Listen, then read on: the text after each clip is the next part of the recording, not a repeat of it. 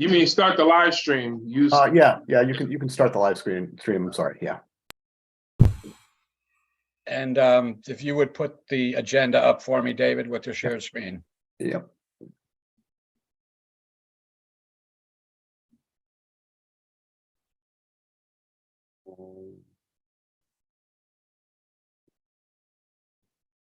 Okay, we ready to go? We are ready to go. I just need to add these extra people in. And we should be ready to go. Okay, I'd like to welcome everybody to tonight's Zoom meeting. It's a special meeting for the purpose of reviewing the draft POCD and taking comments from the public. If we could please call the roll. Let's see. Okay. Mr. Cassignoli. I believe I saw Here. that he's here. Yeah. Mr. Hirsch, Here. Mr. Cater, Present. Mr. Collegian, Present. Mr. Mortimer, Present. Mr. Zaharidis, Mr. Sadi, and I believe Miss Austin and Mr. Moore are excused. That's correct. Present. And I'm here as well. Sorry, Jim. That's okay. Unless you guys want to do it without me, I could go take a nap. Okay, so again, this is the POCD public hearing, second one that we've had. I'd like to say that the notes, the meeting minutes were very good and very helpful to refresh our memory on what people said and, you know, some of the issues that we thought were salient, and there was a lot of good participation. If I'll open it up for committee members, if they feel like making any statements or comments, and if not, then we'll go right to the public. And again, in the public, you can wave your hand so we can see it visually, or there is a way to wave your hand on the Zoom meeting. So David will then be the gatekeeper, letting people in. Adam, would you like to say anything? Oh, I'm sorry, Etan. Yeah, Chairman Quish, I would like to reserve at the end if people want to say something new that we hadn't heard the last time. I guess I can reserve comment at that point, but I think I'd like to hear from the public if they want to add something new before I weigh in. Okay. Adam, would you like to address the crowd for a minute? Sure. I would just like to thank everybody for taking an opportunity to come. For those of you who don't know me, my name is Adam Texa. I'm a planner and urban designer with FHI Studio. We have been assisting Milford with the development of this POCD, and I am here to listen. We're going to be taking your comments and reviewing them and then translating them into a final draft that's going to be going forward for adoption. So you will see me in the background. I may turn off my camera at some point, just because I am going to be taking various notes throughout all of this process. So thank you again for the opportunity to hear your thoughts today, and I think we're ready to get started. Great. Anybody would like to speak? Yes, there we go. Robbie Silver. Good evening. Thank you very much for giving us this opportunity to talk. I have quite a few things to talk about.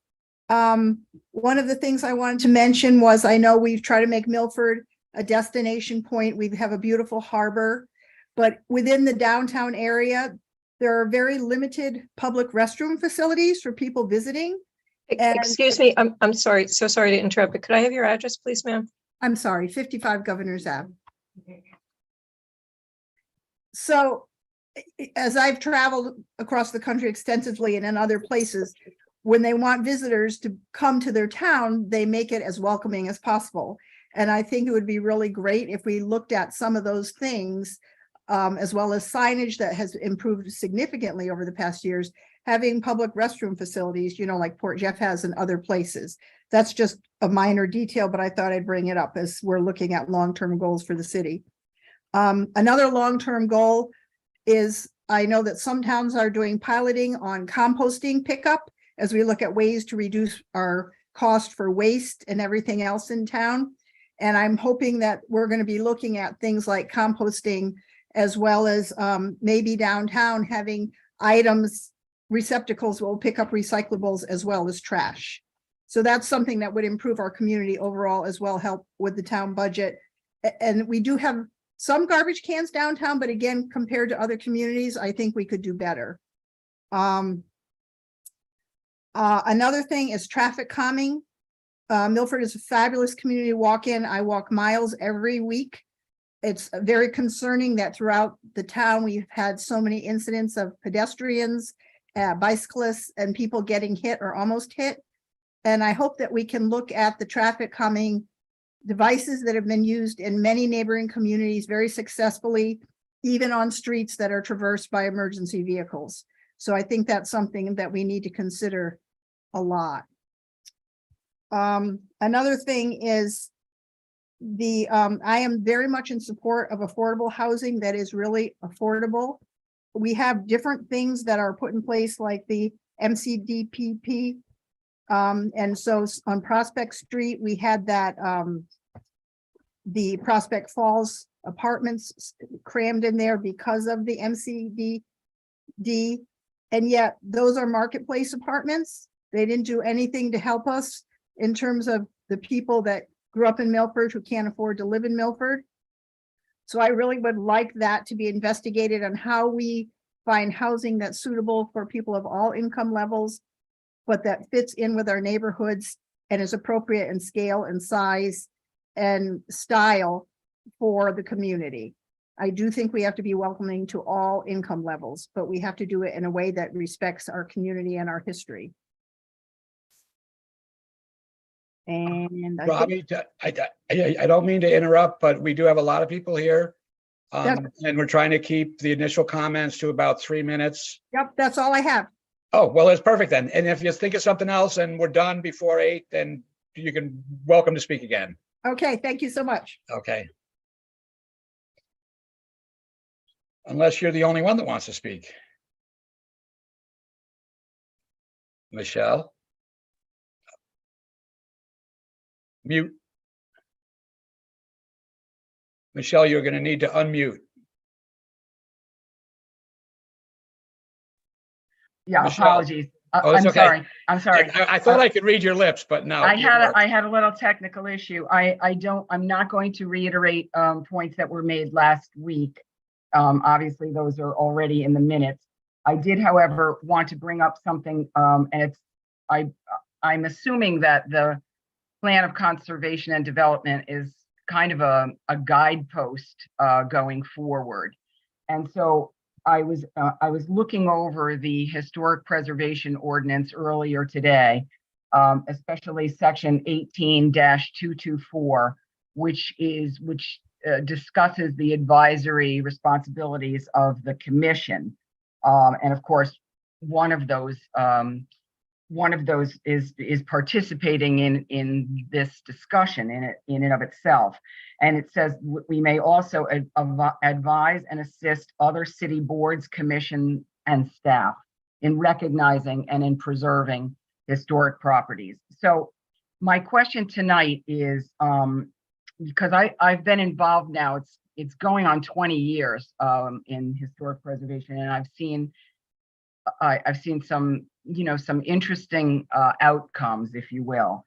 I'm wondering if there is any place in, when someone makes an application to develop a property, I'm wondering if there is a place for historic review a little bit earlier in the process than what happens now.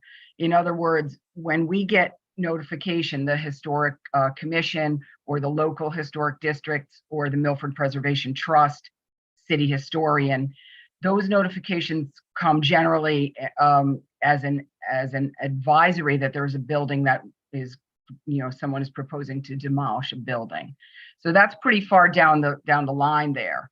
And it seems a little bit inefficient that an applicant would go through inland wetlands, planning and zoning, then, and only then, find out that there could be a historic component and they might not be able to go forward.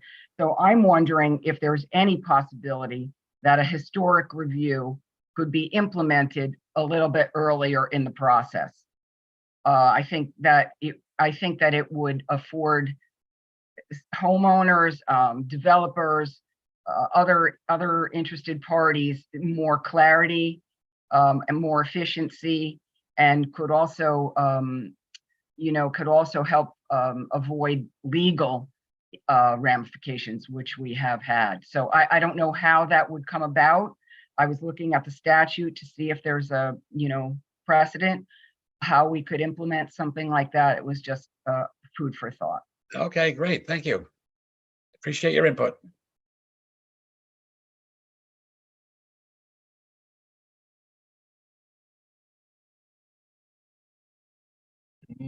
Lot of people, but I have my hand up. oh, there's Rachel. You Hi. moved on my screen. I was looking down the corner. Hi, I'm Rachel Merva, 90 Dart Hill Road. And thank you so much for inviting public comment to this discussion with this POCD. I have to admit, this is a very new topic for me. So some of my comments may not be relevant for the POCD. I'm not sure. I did love that you've proposed loosened restrictions on multifamily development for housing, and that you're looking at revisiting the Connecticut Post Mall site for mixed use. And I love that you are requiring affordable housing component for residential development in part of the plan. So thank you for that. But what I see big picture is that the residential areas stay residential, and we just look to the commercial corridors for affordable housing. And of those 9 commercial corridors, it looks like only 2 have called out zoning changes as a kind of recommendation. So I would be curious as to what's happening with the other corridors. And it looks like the New Haven Avenue corridor has no visions recommendations listed. I know from the ARPA work that I did that there were studies done on commercial properties in the city of Milford, as well as an economic development study. I wonder if that's been kind of captured in the planning at all. When it comes to public facilities and infrastructure, I know that the school buildings, there is a separate discussion about that. It's not part of the POCD, but I'm wondering how we can kind of merge the long range plan there. And there's also a land use in the land use and zoning section. We've got an existing land use map and a future land use map. And a lot of, I think, the municipal and education facilities kind of move from that to open space somehow. So I'm not clear how that is coordinated with the long range plan in the Board of Ed. There's nothing about public housing over the next 10 years. We have a 3-year wait list. There's senior housing that's critical. How many affordable housing units do we want and need? And is that, can we do some kind of a study on that? And there is no vision or recommendations for the real estate currently owned by the city over the next 10 years. So I would want to see something about that.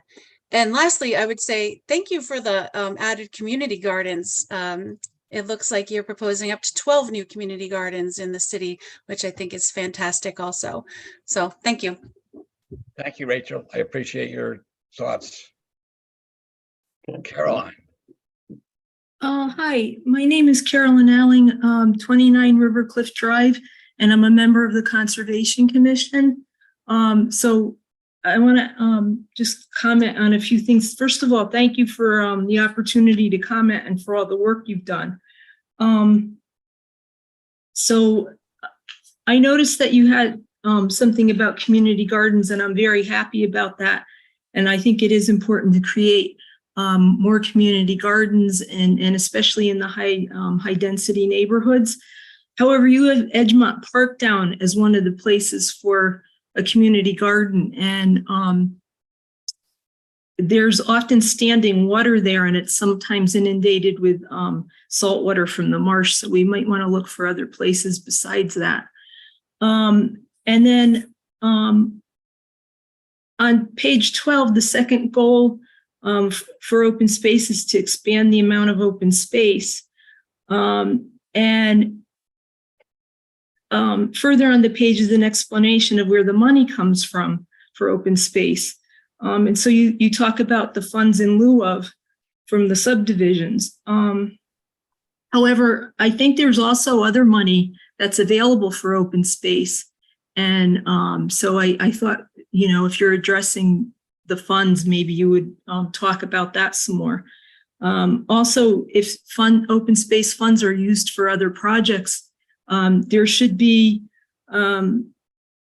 a mechanism to restore those funds so that they're available when purchases of open space become available, so that they can be used for that. And then on page 6, you talk about the Beaverbrook Trail and making it a priority to reconstruct the boardwalk. And that's great, because I know a lot of people really loved using that boardwalk. It's really a gem in Milford. But I think that because there's this situation where the property is privately owned, but the city has an easement, it's important for the property owners to know what their responsibilities are in maintaining that, so that it's not in danger of burning down again. And I know time is short, so I just kept it to those 3 things. But on a personal note, I think it would be also great to have housing that's available to all income levels. And thank you. Thank you. Thank you for your thoughts.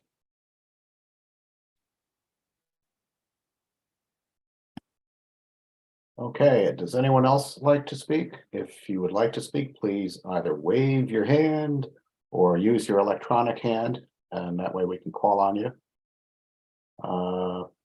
Looking, going once. I don't see anyone else who would like to speak. Going twice. Rachel Merva has put her hand up again.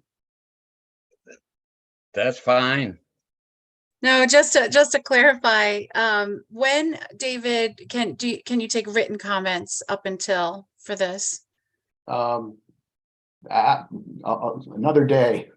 Another day. Okay. Yes, we're going to be taking these comments and synthesizing them into a draft document, which we want to be able to put together and then get to the commission before its next meeting.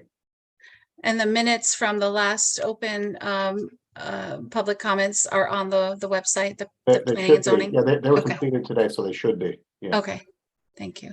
Yeah. And now we have a new hand from Cheryl. Cheryl. And there we go. I'll put my hand down first so I don't forget it. Oh, I did. Yeah.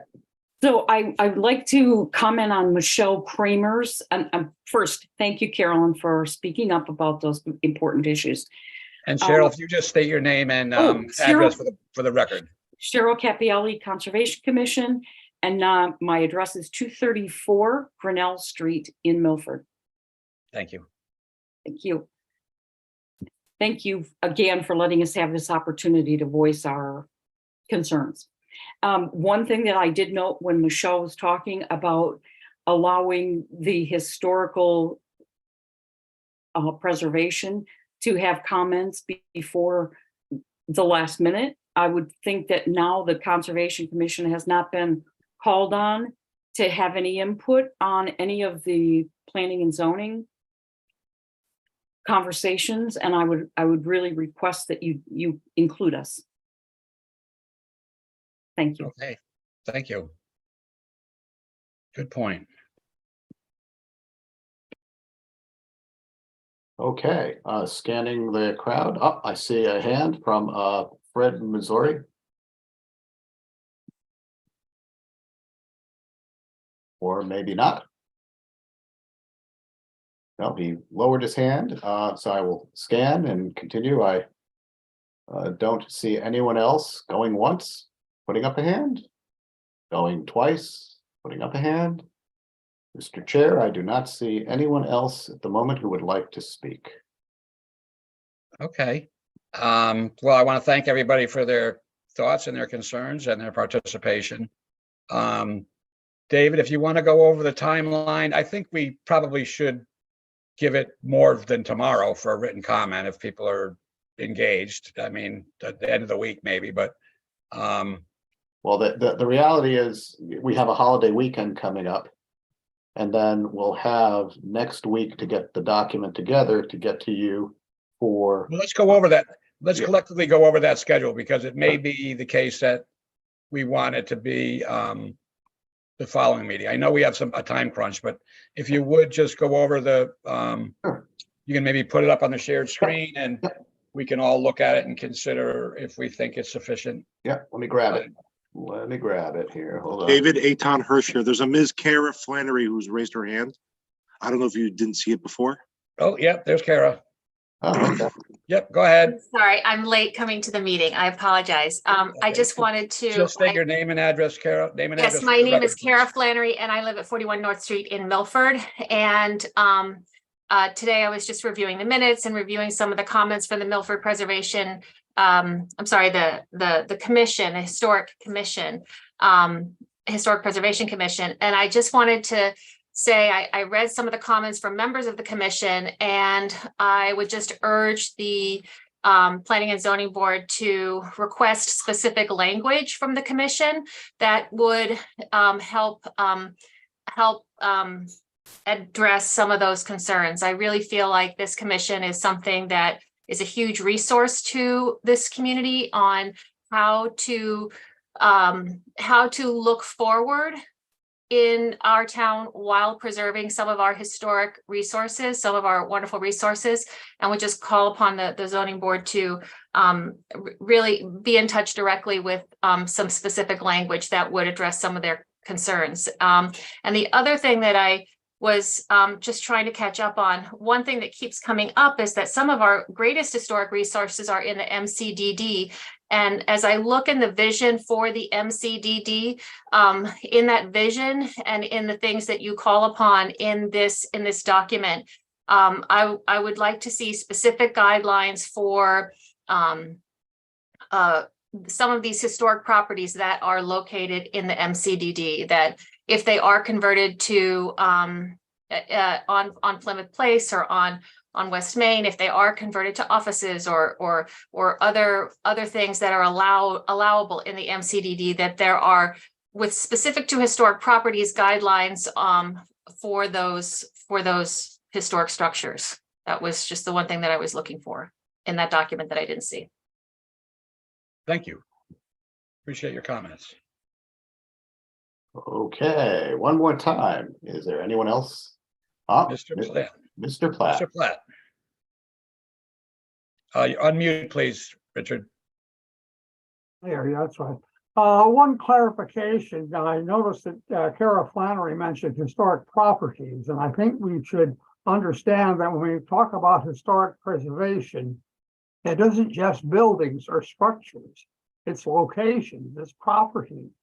Like, for instance, on Prospect Street, the most important thing is that this was the property owned by Milford's first minister, the Reverend Peter Pruden, who was leader of the founding of the town.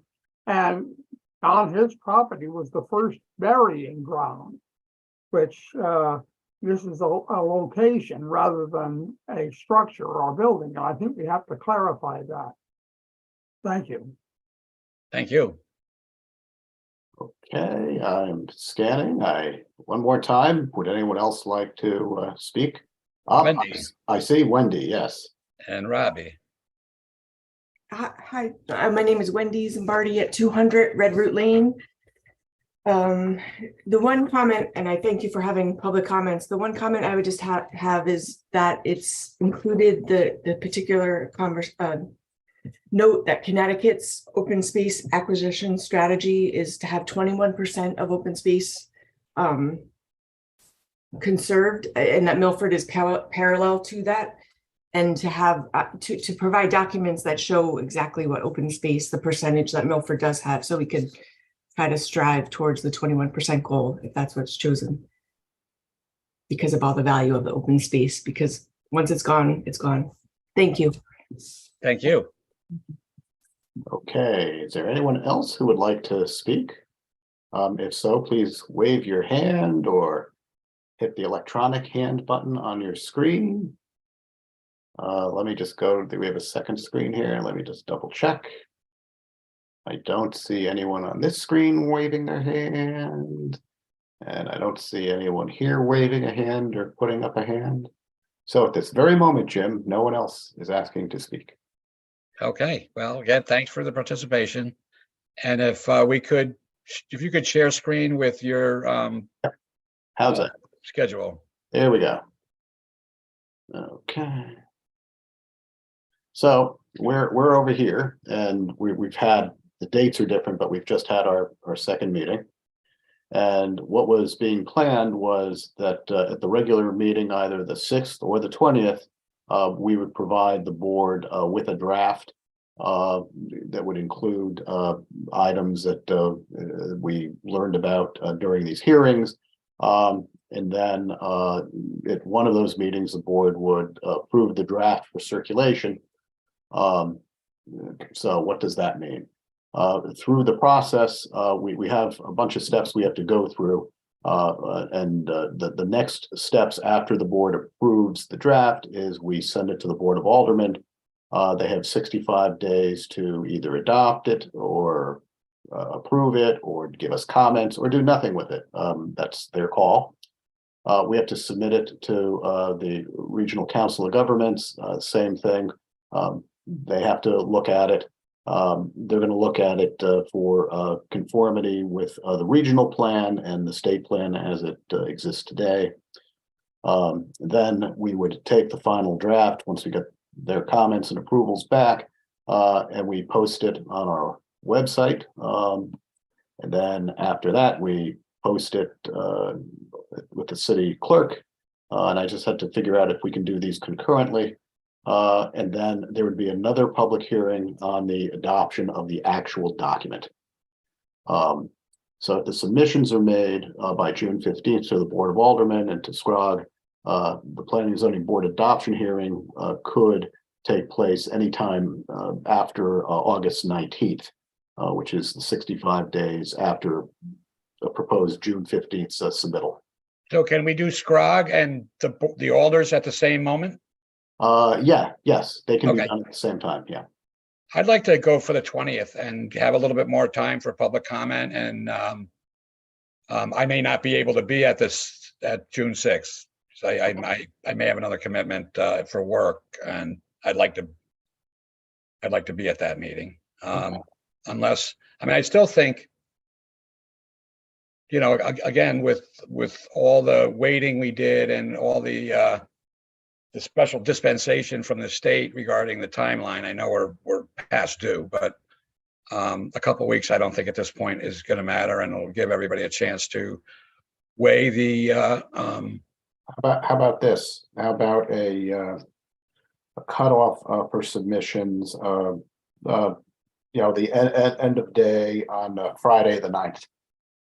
That way we're able to prepare the document that after that week and get it to you for your meeting on the 20th. Without objection, I'm fine with that. Okay. So everybody, get your comments in written form if you so choose before the 9th or end of business on the 9th. Okay, any questions or comments from the board? Oh, and just for the record, Jim, late this afternoon in my email at the office, I got a letter, and I forgot the person. It'll be sent out with all the other ones. Who lives on Governor's Avenue, and was concerned about traffic and speeding and cars that go up Governor's Avenue the wrong way. Okay. I'm gonna actually forward that to the police department because that's an enforcement issue. Gotcha. So can we have a motion to approve the minutes? I move to approve the minutes. Do we have a second? I second. Okay, all those in favor? Aye. Aye. Opposed? Seeing none? The minutes are approved. Mr. Quist, would you please note my abstention? I was not present. Yes, thank you. Adam, would you like any closing comments? Just that, again, thank you all very much for your comments. I look forward to reading the written comments that get submitted and look forward to preparing a draft for review and adoption. All right, thanks, everybody. Yes, thank you, everybody. Care. Thank you. Thank you. Good evening.